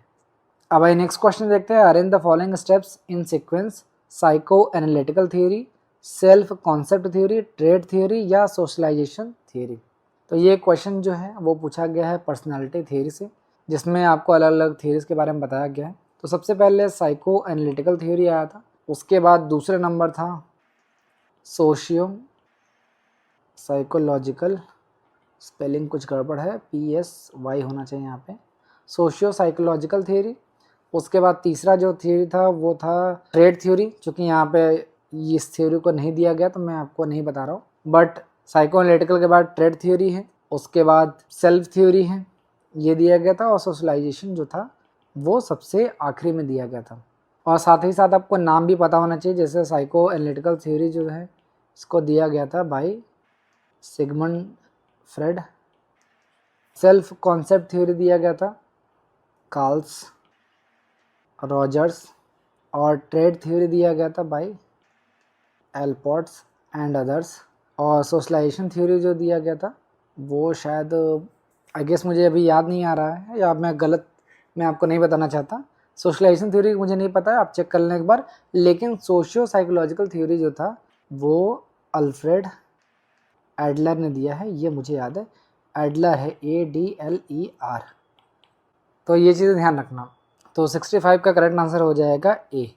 यहाँ पे ध्यान रखो कि मैंने जब थियोरीज ऑफ पर्सनालिटी पढ़ाई थी तो मैंने सीक्वेंस से आपको बताया था, psycho analytical theory, socio psychological theory, trade theory और सेल्फ थियोरी, ये मैंने आपको सीक्वेंस में बताया था, और इसी के बाद जो है वो सोशलाइजेशन थियोरी आया था। तो डायरेक्टली जो हमने पढ़ाया है उसी में से क्वेश्चन फिर से पूछा गया। अब आइए नेक्स्ट क्वेश्चन देखते हैं, which of the following is not a key characteristics of activity based costing. एक बार देख लेते हैं। It can be use to improve pricing and product mix decision, ये हो सकता है। It focuses on identifying and assigning cost of activity, ये भी हो सकता है। It helps in understanding the real cost of product and services, ये भी हो सकता है। It emphasizes direct labour hours as primary cost driven, ये नहीं हो सकता है। देखिए, एक्टिविटी बेस्ड कॉस्ट जो होता है वो ओवरहेड को असाइन करता है और इनडायरेक्ट कॉस्ट को असाइन करता है to related activities not based on direct labour hour. ये हमेशा ध्यान रखना कि डायरेक्ट लेबर आर को बेस नहीं बनाया जाता है। और ये जो एक्टिविटी बेस्ड कॉस्टिंग है इसको किसने दिया है ये भी ध्यान रखना। इनका नाम है Robert Kaplan and robin Cooper. ये नाम इम्पॉर्टेंट है, कभी भी एग्ज़ाम में आपको दिया जा सकता है। तो इस चीज़ का ध्यान रखना कि जो फाउंडर थे एक्टिविटी बेस्ड कॉस्टिंग के, उन्होंने एम्फेसाइज किया था कि जो ट्रेडिशनल मेथड हैं जिसको हम बोलते हैं डायरेक्ट लेबर आर्ट्स, जो है ये ट्रेडिशनल मेथड है बेसिकली, मैं लिख भी दे रहा हूँ ट्रेडिशनल मेथड, ठीक है। इसको इन्होंने कहा था कि हम जो ट्रेडिशनल मेथड है उनको अब यूज़ नहीं करेंगे क्योंकि ये आउटडेटेड हैं। तो एक्टिविटी बेस्ड कॉस्टिंग में हम डायरेक्ट लेबर आर्ट्स को एम्फसाइज नहीं करते हैं as a primary cost driven. तो 66 का करेक्ट आंसर हो जाएगा डी। अब आइए नेक्स्ट क्वेश्चन देखते हैं। The first component of try component model of attitude. तो आपको बताना है कि एटीट्यूड के जो ट्राई मॉडल कंपोनेंट है, 3 कंपोनेंट्स होते हैं, मैं यहाँ पर लिख देता हूँ। पहला होता है कॉग्निटिव, दूसरा होता है अफेक्टिव, तीसरा होता है बिहेवियरल, या इसको बोलते हैं कॉग्निटिव। ये नाम बहुत इंपॉर्टेंट है, याद रख लेना। कॉग्निटिव का क्या मतलब है, जो आपके बिलीव या नॉलेज से रिलेटेड हो। अफेक्टिव का क्या मतलब है, जो इमोशन या फीलिंग से रिलेटेड हो। और बिहेवियरल आप जानते हैं कि बिहेवियर से रिलेटेड हो। तो यहाँ पे फर्स्ट कंपोनेंट पूछा है तो वो क्या हो जाएगा, कॉग्निटिव। तो 67 का करेक्ट आंसर हो जाएगा ए। यहाँ पे हमने आपको एटीट्यूड एंड वैल्यूज़ के बारे में पढ़ाया है और हमने बताया है कि 3 कंपोनेंट्स होता है, कॉग्निटिव, अफेक्टिव और बिहेवियरल। यहाँ पे ऑलरेडी पहले ही पढ़ा दिया था, यहीं से क्वेश्चन डायरेक्टली पूछा गया है। अब आइए नेक्स्ट क्वेश्चन देखते हैं। एज पर the indifference curve analysis the marginal rate of substitution between 2 perfect substitutions will be 0, decreasing, constant या इंक्रीजिंग। तो ये फैक्चुअल क्वेश्चन है, इसका करेक्ट आंसर हो जाएगा सी, कांस्टेंट। यहाँ पे मार्जिनल रेट ऑफ सब्सटीट्यूशन भी आपको पढ़ाया गया था डिटेल में। अब आइए 69 क्वेश्चन देखते हैं।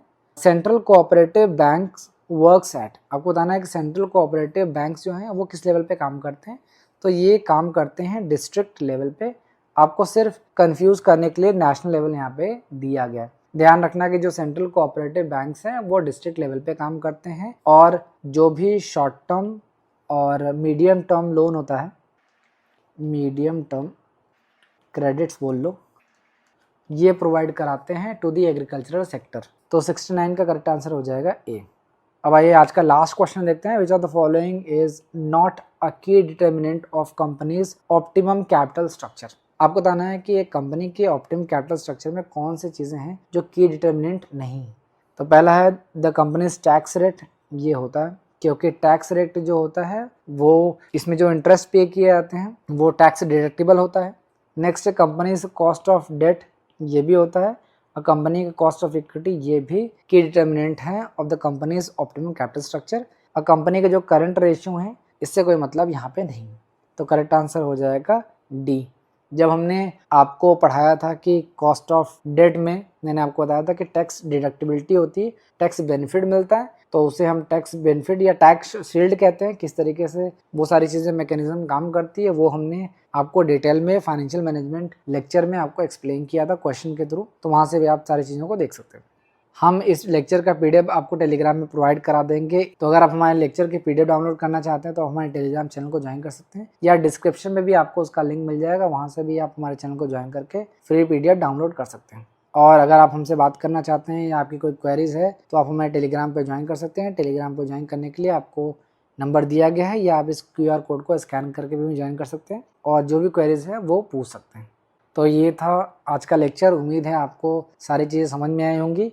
जब भी आप दोबारा इस लेक्चर को देखें तो आप कमेंट बॉक्स एक बार जरूर चेक कर लें। हो सकता है कि मैंने किसी क्वेश्चन का आंसर गलत प्रोवाइड करा दिया हो, तो मैं कमेंट बॉक्स में आपको जो भी करेक्शन है वो पिन कर दूंगा ताकि आपको करेक्ट इन्फॉर्मेशन मिले अबाउट द पेपर।